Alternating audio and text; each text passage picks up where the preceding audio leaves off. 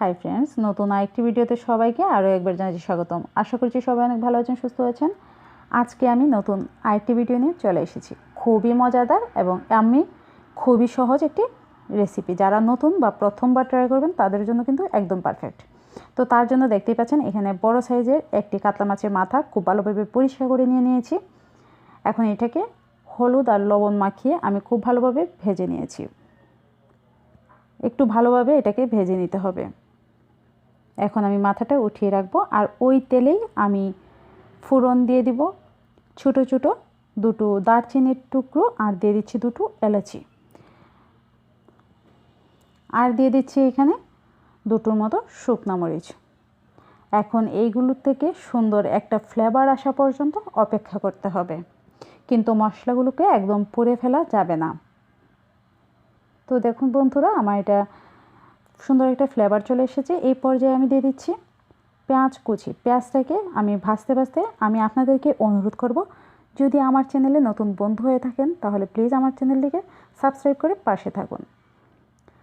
আর এই পর্যায়ে দিয়ে দিচ্ছি আদা রসুনের পেস্ট। এখানে 1 চা চামচ পরিমাণ আদা রসুন একসাথে বেটে নেওয়া হয়েছে। এখন এই আদা রসুনটাকে ভেজে নেব যাতে করে এর মধ্যে থাকা কাঁচা গন্ধটা চলে যায়। কিন্তু এই কাজটা খুবই অল্প আঁচে করতে হবে, না হলে কিন্তু মশলাগুলো পুড়ে যেতে পারে। তো এই পর্যায়ে আমি এখানে একটি মাঝারি সাইজের টমেটো কুচি করে দিয়ে দিলাম।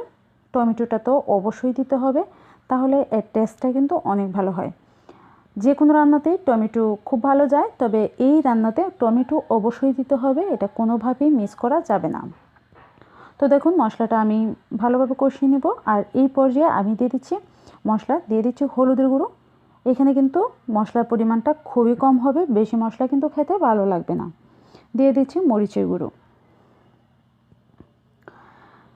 দিয়ে দিচ্ছি ধনিয়া গুঁড়ো, দিয়ে দিচ্ছি জিরে গুঁড়ো, দিয়ে দিচ্ছি মিষ্টি মরিচের গুঁড়ো, এতে করে কালারটা সুন্দর হবে, আর দিয়ে দিচ্ছি লবণ।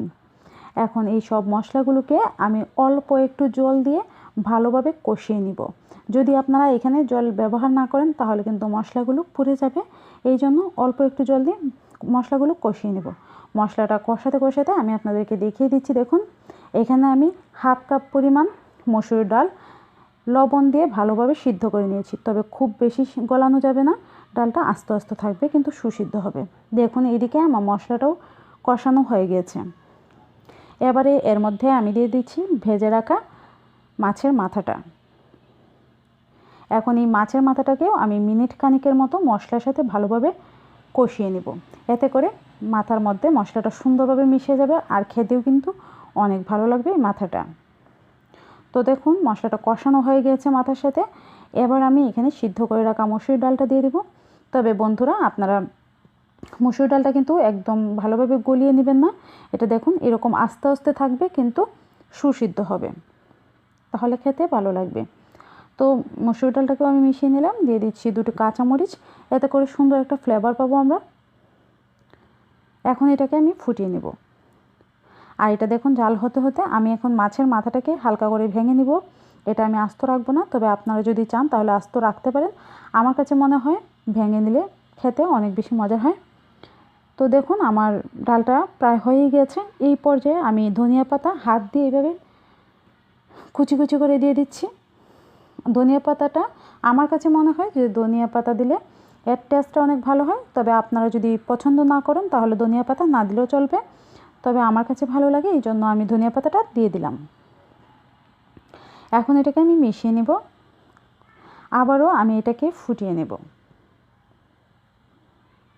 এটাকে কিছুক্ষণ ফুটিয়ে নিলেই কিন্তু হয়ে যাবে। দেখুন রেডি হয়ে গেছে আমার মাছের মাথা দিয়ে মসুর ডালের মজাদার একটি রেসিপি।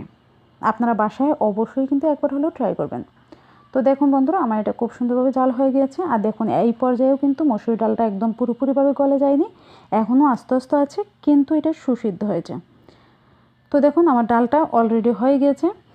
এই পর্যায়ে আমি গ্যাসটাকে অফ করে দিব এবং পরিবেশন করে নেব। তো বন্ধুরা দেখিয়ে নিলেন কিভাবে কত সহজে এটা তৈরি করা যায়। আপনারা বাসায় তৈরি করে অবশ্যই দেখবেন, খুব মজার হয়। আর আমাকে কমেন্ট করে কিন্তু জানাতে ভুলবেন না। ভিডিওটি ভালো লাগলে একটি লাইক দিবেন। পাশে থেকে ভিডিওটি দেখার জন্য অসংখ্য ধন্যবাদ। ভালো থাকবেন, সুস্থ থাকবেন।